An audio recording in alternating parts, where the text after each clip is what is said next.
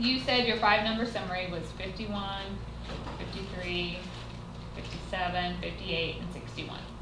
When you draw your box and whisker, first of all, you need a number line. I don't just want a random box. You need it on some kind of scale. You don't have to start at 0, so I'm just going to start at 50.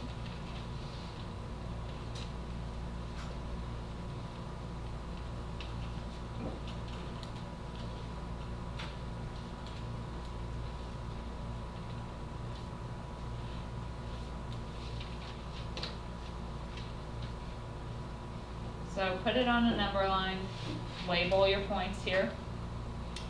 Your actual box comes from that middle part of your data. So my box will begin at 53.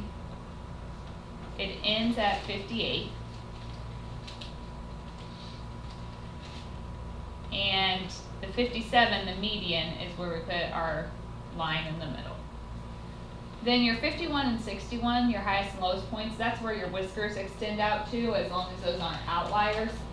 I didn't have you find your upper and lower fence because they're not outliers on this one. So that's where your whiskers go to. So the 5-number summary is really the 5 pieces you need on your box and whisker.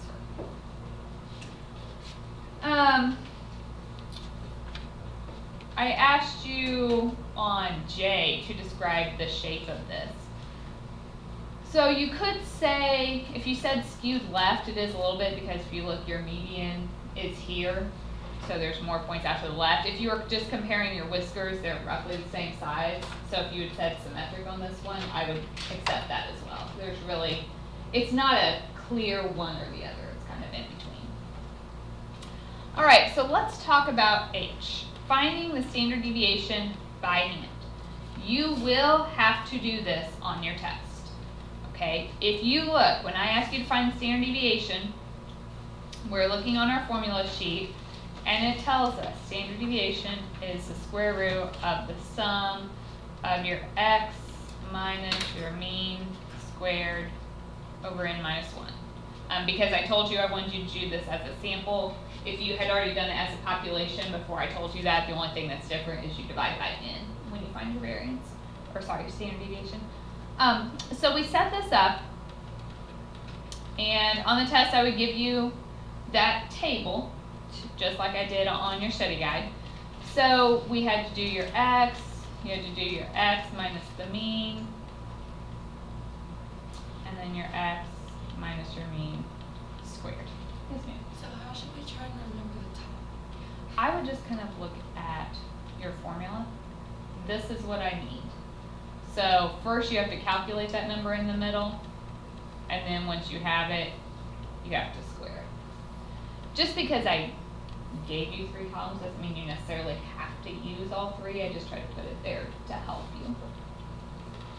All right, so my x's from this, I listed them in order, but you don't have to. So you just have to list all of your x's from our original set of data. And like I said, mine are in order because I did my mean, median, and mode by hand, so I put them in this order already.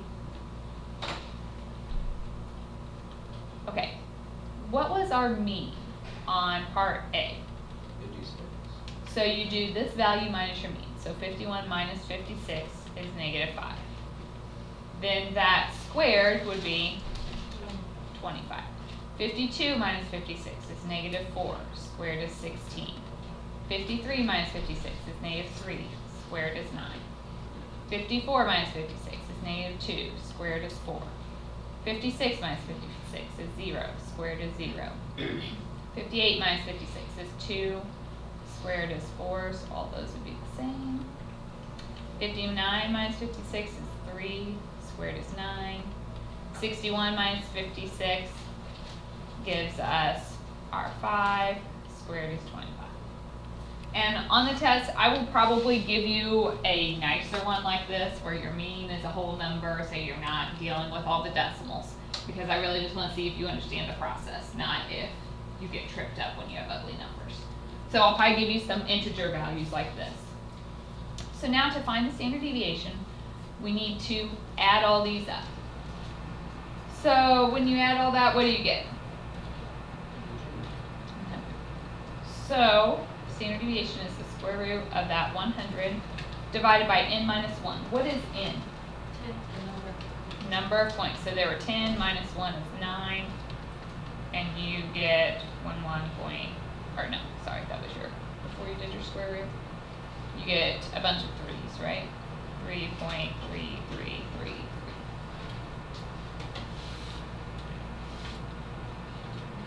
For part I, the variance, you just square that, and we already talked about part J. So are we good on that one?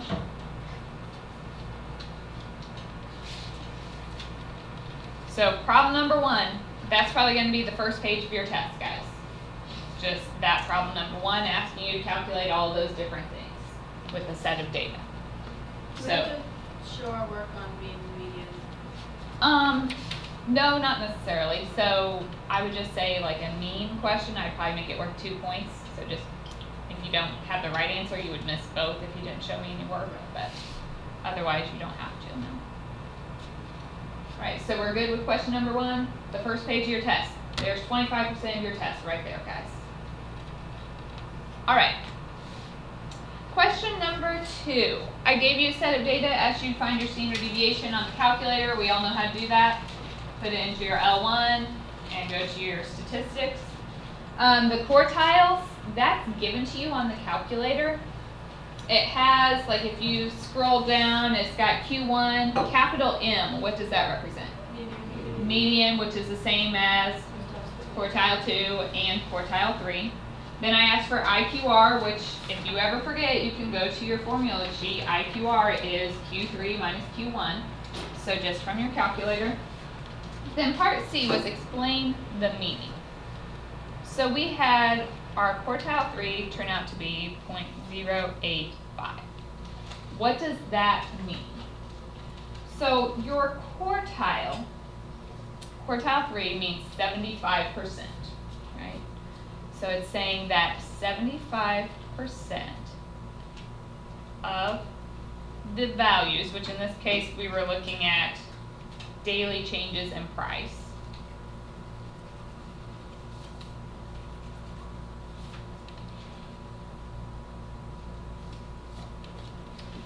are less than or equal to that value, 0.085. Okay, all you're doing, guys, when you find these quartiles, it's like taking your data and you put it in order. And so you find your median, or quartile 2. That means half of the data is less than or equal to that number. Your quartile 1 is 25% is less than or equal to that number. Quartile 3, 75% is less than or equal to that number. So it's always just your percent less than or equal to whatever value you have. Is that okay with everybody? When I did that problem by hand, I got the right quartile regimes, but when I did it on my calculator, it did 0.125. All the other points were right. I think I did on my calculator. You might have mistyped the data point is what I'm guessing. Are you guys good with the upper and lower fence and the outliers on that question? Upper and lower fence, it's directly from your formula sheet. Outliers would be higher than the upper fence or lower than the lower fence. Yeah. Back to the quartiles, will we have to find them any by hand? Not necessarily. Even if I asked you to do it by hand, you could put it in your calculator and check. Last time on There- that quiz, I had different answers, so that's why I'm just asking because I would. Okay, there's every now and then. Usually, it's not with the quartiles that it can come up with a different one. It might be just like one number off, but typically, it should work out to be the same. okay. Other questions? Yeah, your calculator sometimes uses a slightly different formula to calculate that, so there is that small possibility of it. Okay. Question number 3. Okay, so part A was empirical rule, which is directly off your formula sheet, so we're all good with that one. We had a question about B. So this told us that our mean was 101. So think about your normal curve. Okay, this is your mean, the middle. And then we talked about measuring off standard deviations. So the first standard deviation, we said a standard deviation was 14. So if you add and subtract 14, this would take you to 87 and 115. So that's your first standard deviation. To get the second standard deviation, what do you do? So if I subtract 14, I get 73. If I add it, I get 129. Third standard deviation, we do it again. So if I subtract 14, we get 59. Add it, we get 143. So if we're between 59 and 143, we have 3 standard deviations. Now, it told us that nothing is known about the shape. If you're looking at your formula sheet, empirical rule says the shape is bell-shaped. If I don't know that, what do we have to use? Trebuchet. So that's 1 minus 1 over k squared. So k is the number of standard deviations. So that's 1 minus 1 over 3 squared. So that would be 88.89%.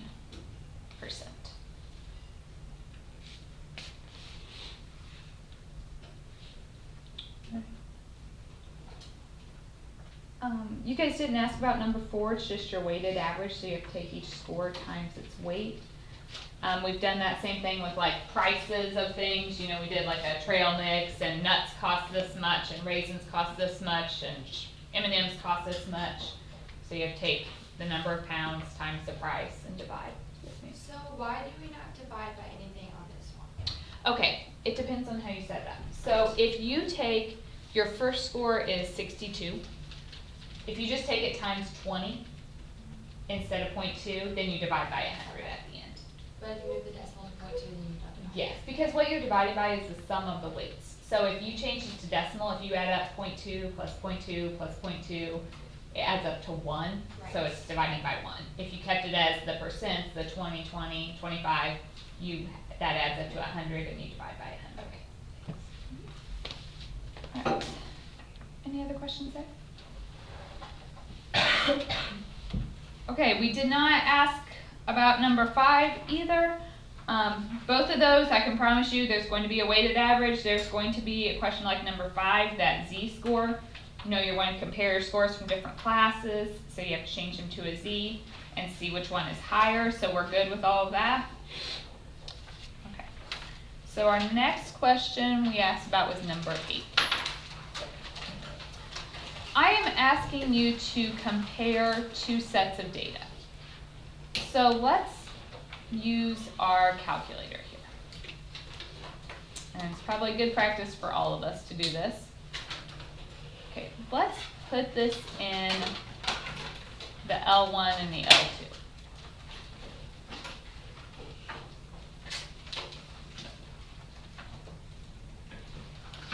Okay, if you go to stat calculate, we have 2 different variables, so if I want all the data from both of them at once, I'll just go to number 2.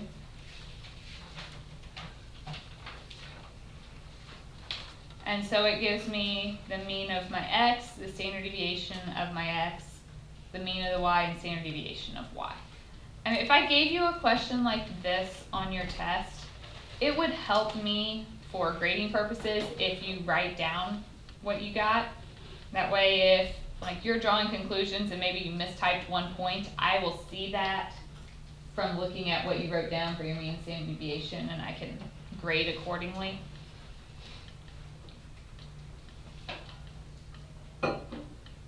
Okay, so look at the problem to kind of give us a little perspective here.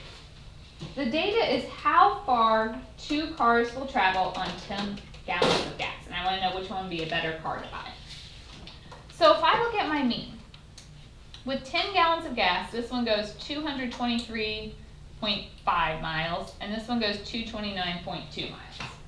All right, this is a higher mean, but if I'm talking about number of miles and 10 gallons of gas, is 5.5 miles a huge difference? No, that's less than half a gallon of gas, or half a mile difference per gallon of gas, okay? It's only 5 or 6 miles difference. That's not a significant amount. Then if I look at my standard deviations, what do you notice there?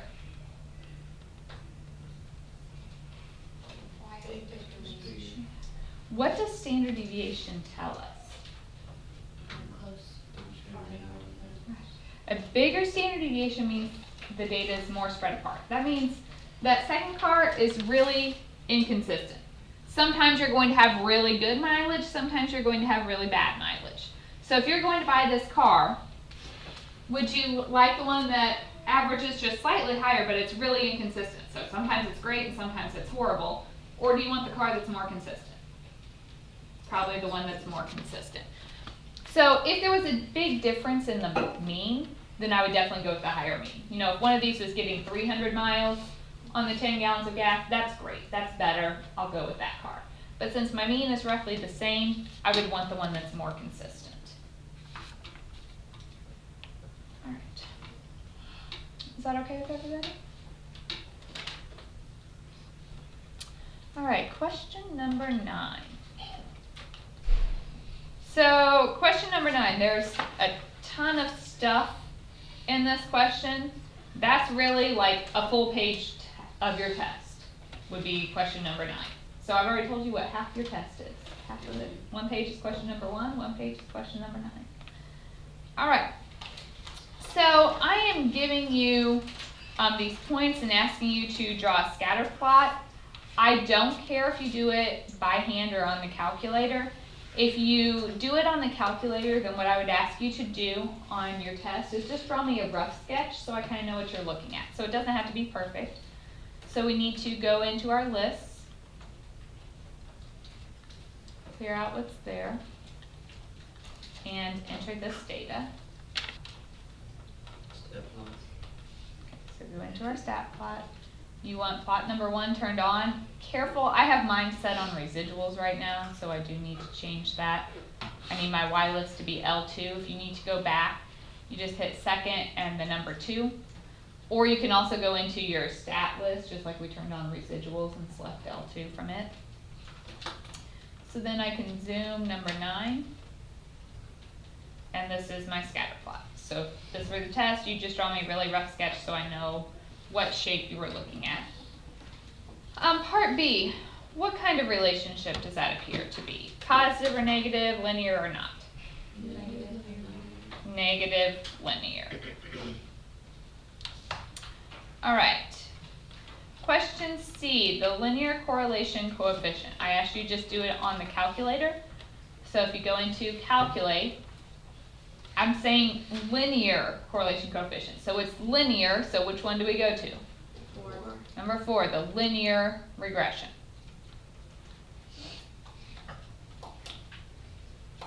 Remember, if it doesn't pop up here, that means the diagnostics got turned off on your calculator.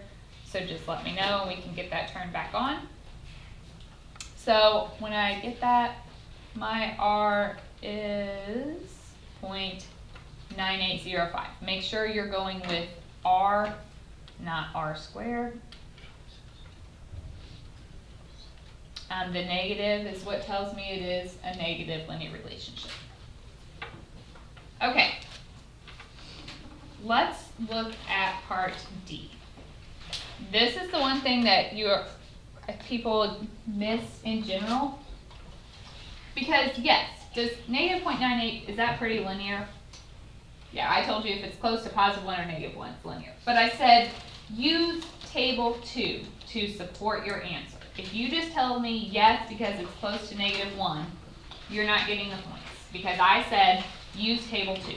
So go to your formula sheet. Remember, sometimes it's really obvious if it's linear, like a 0.98, but if I said 0.6, I don't really know if that's good enough or not. Table 2 tells us how to decide if it's good enough. So it gives us an in and a critical value. What is the critical value from my table? Right, we had 7 data points, so it's 0.754. Is everybody with me here? You're looking at table 2 on your formula sheet. Your n is how many points you have.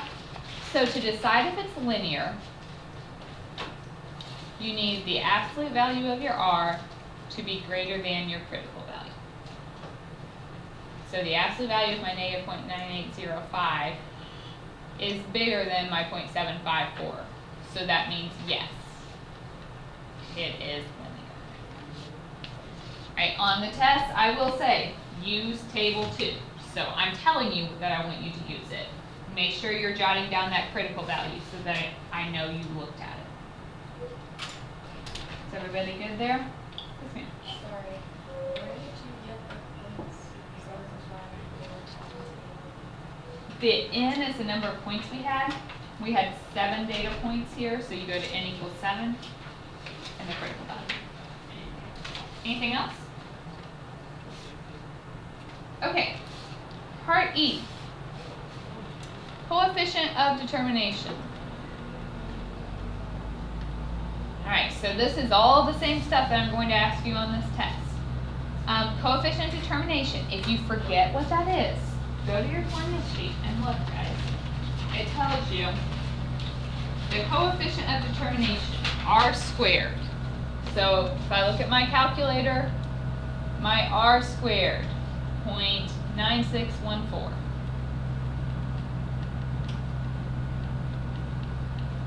And then I said, and interpret. So look at your formula sheet.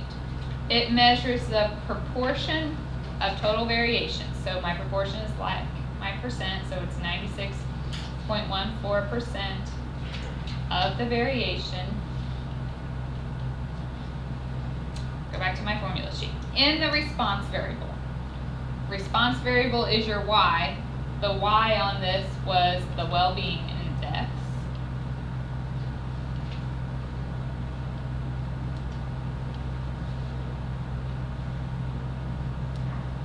Go back to my formula sheet, is explained by the least squares regression line. So is explained by the regression line.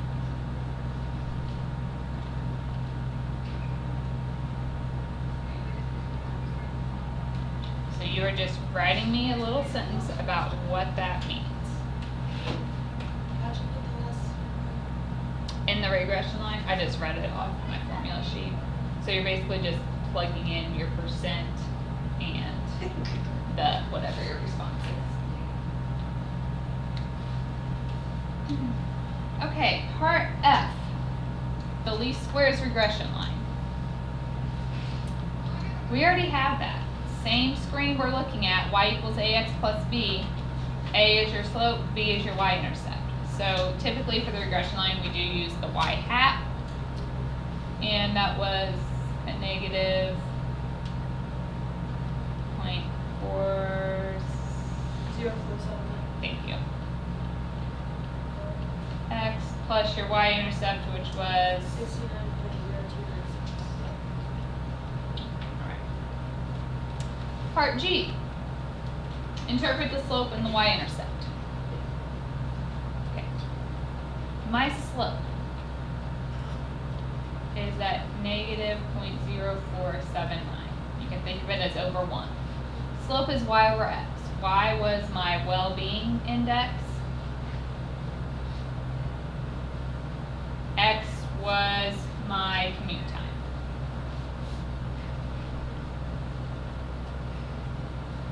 So a negative slope tells me that the well-being index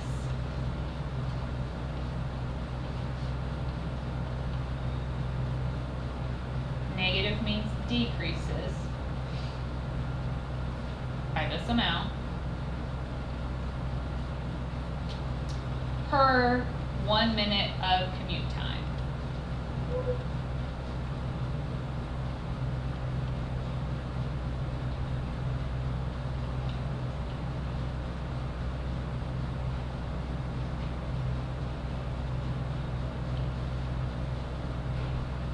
my y-intercept is this, that's like when your x is 0.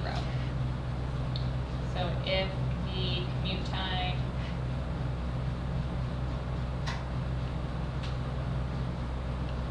is 0 minutes, the well-being index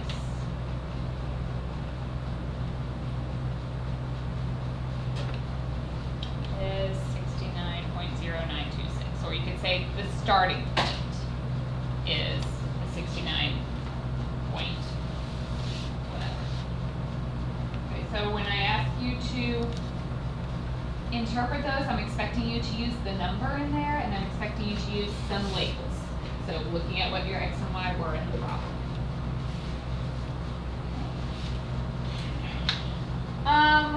Part H. Predict the well-being index of a 25-minute commute time. So if you are making that prediction, that means your x is 25. You are just plugging that into your equation.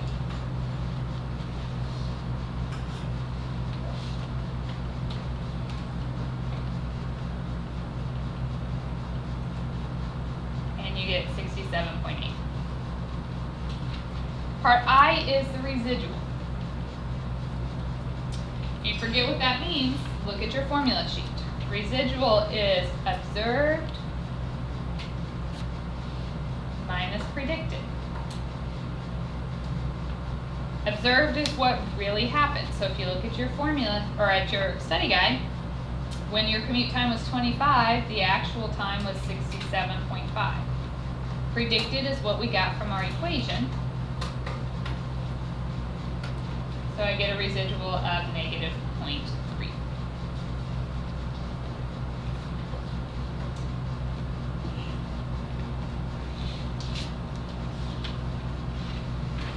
The last thing I asked you to do was the residual plot.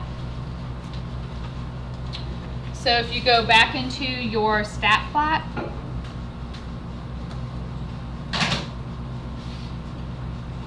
you want to change your y's to residuals. So if you hit second and then the stat button, it brings up a list of options. We want residual. And then we can graph that. And so we get our residual plot. Okay. So you would just draw me a rough sketch of that. Then I asked, does the linear model appear appropriate? Remember, residual plot, you're looking for no pattern. So if there's a pattern, it's not linear. If there isn't a pattern, it's linear. Yes, ma'am? Okay, I have an error. So I was trying to do this.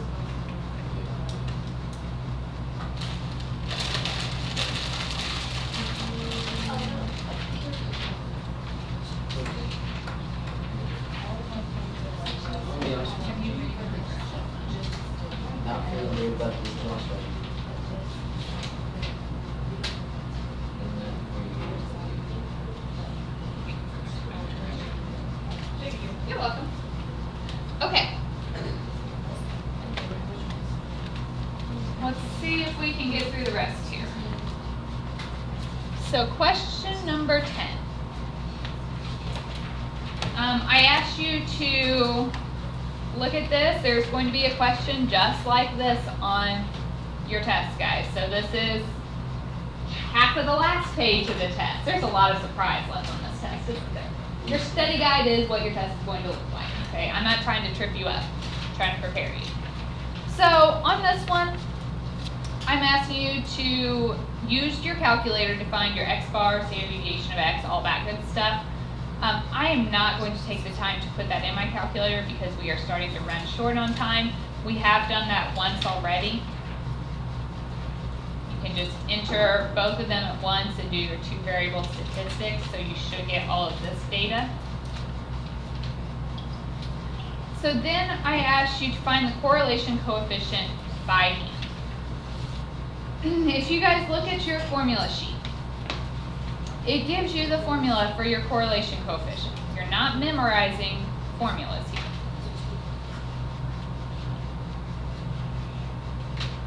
here. It looks really nasty, but that's why we have our table. So we are going to put our ordered pairs in the first one. Second thing, I need to calculate my x's. Third, I need to calculate my y's. And the last, we need to multiply those. Okay, so you are taking all of your points, and I'm probably not going to work through all of this, but I will do one or two of them. So you do, when you put this in your calculator, you're going to do parentheses, your x, so 3 minus 5.4, close your parentheses, divided by the 2.0736. And you get negative 1.1574. So for your y's, you do your y value, which is 4, minus the mean of your y's, 8.6, divided by the standard deviation of your y's. And you get negative 1.0903. Then you have to multiply those two things together. Okay, so you're going to do this for the whole table. Like I said, I don't have time to work through the whole thing, but if you need help with that, pop back in today and I'll be happy to sit down and show you. Then your formula, you have to add all of those up. So when you find all of these and add them up, it turns out to be 3.9778 divided by n minus 1. So n is my number of points. We had 5, minus 1 is 4. So you get 0.9366. You can use your calculator to double check if it's right, because your calculator gives you the R. You might be off just slightly because of rounding error, but it should be very close. Part C says to write the least squares regression line by hand. Again, you can use your calculator to double check yourself, but if I ask you to do it by hand, I'm expecting you to show me work. So if all you do is write down your regression line, I'm going to take off. If I say to do it by hand, show me how you did it by hand. If you look at your formula sheet, it tells you B1, so your slope is R times standard deviation Y and standard deviation of X. So I got my R to be 0.9366 times the standard deviation of Y we already had,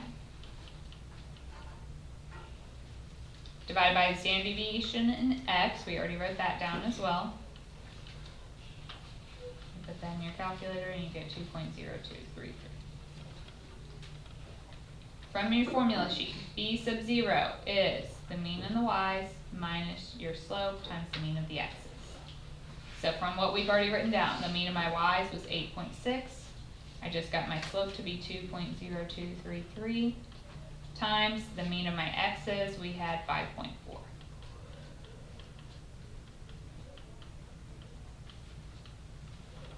So my line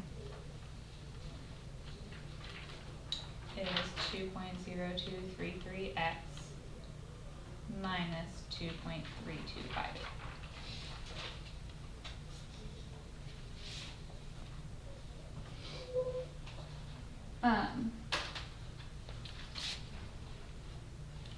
Any questions on that?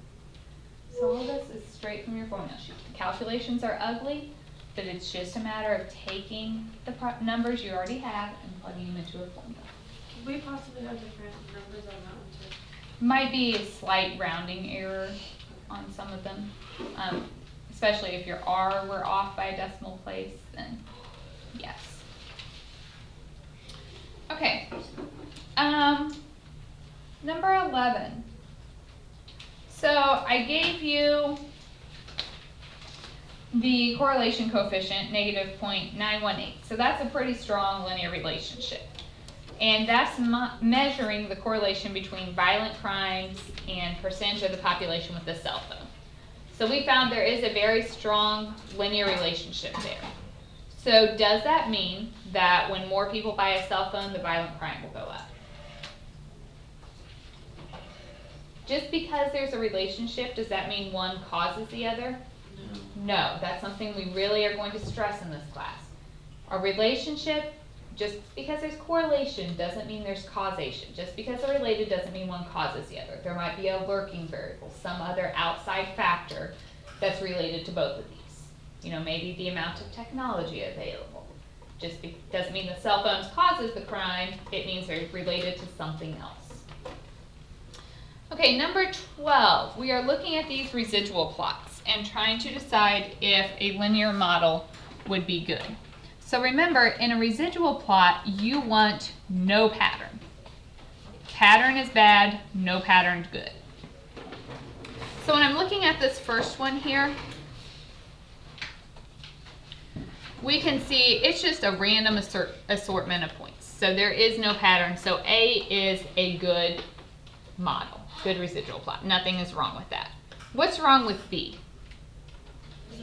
There's a pattern. It looks like a U. It's a quadratic. It's not linear. So that one, there's the pattern. C. That's good. Sideways triangle. Yeah, remember we talked about constant error variance? What happened is this one's a really good model at the beginning, but as time goes on, it's becoming a worse and worse model. So it's not so much that it's not linear, it's just that it's a bad model because it violates that constant error variance. There's more error as time goes on. What does that say? Constant error variance. D. There's a couple bad things about this one. First of all, it's not a great, 0 is here. We have, points above and below, but it's not just a random assortment. There is kind of a pattern. We could also say that this point out here would be an outlier because it's not with the other residual points. Okay, so that one really is a couple problems. There's a pattern and there's an outlier. All right, we've got 1 minute. The last problem, in question number 9, so that was the big long one we did, I asked you to take out a point. And what I would do, you're comparing the line before and after. So if you remove that point from your data and you get the new line, you have both of them. I would use your calculator to graph both of those lines. If they're really close to each other, then it's not influential. If they are significantly different, that would be an influential point. When you take that out and plot the new line, there's not much difference, so it really wasn't an influential point.